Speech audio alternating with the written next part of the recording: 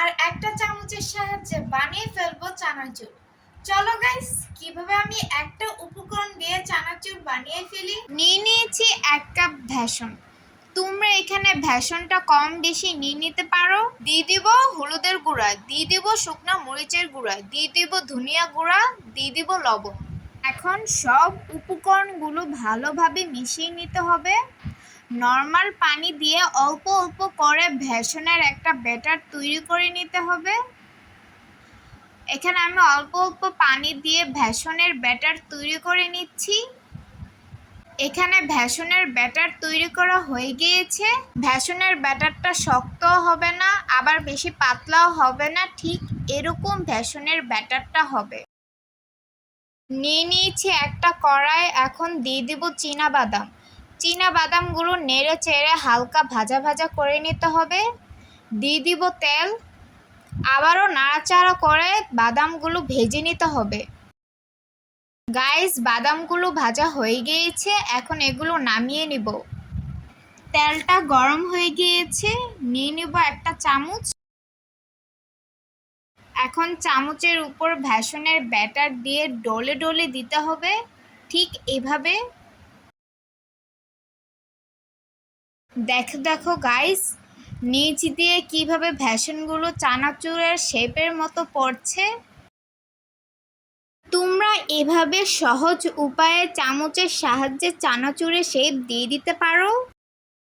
দেখো চানাচুরগুলো কি সুন্দর করে পড়েছে। এখন এগুলো নেড়ে চেড়ে লাল লাল করে ভেজে নিতে হবে। এখন এগুলো নামিয়ে নিব। ঠিক একইভাবে আমি সব চানাচুরগুলো বানিয়ে নিচ্ছি।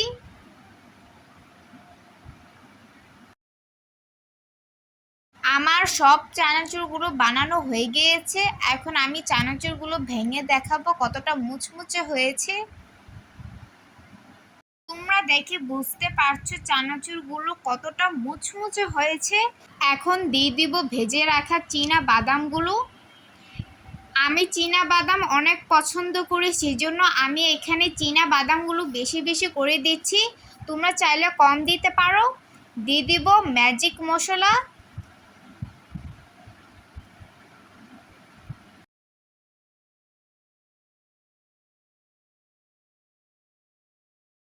দেখো কি সুন্দর চানাচুরের লুকটা এসেছে, দেখে মনে হচ্ছে অনেক মজা হবে। গাইস, বানিয়ে ফেললাম একটা মাত্র উপকরণ আর একটা চামচ দিয়ে চানাচুর। দেখতেই পারছো দেখতে কতটা সুন্দর হয়েছে।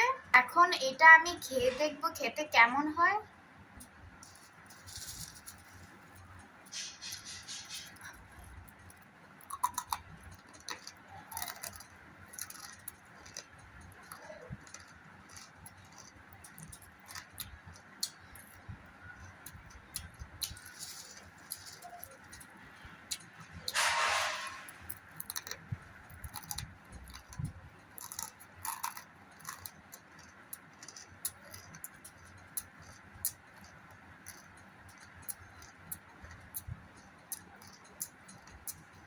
আজকের এই ব্লগটা তোমাদের কাছে কেমন লেগেছে অবশ্যই like, comment, share and please subscribe করে দিবেন। টাটা।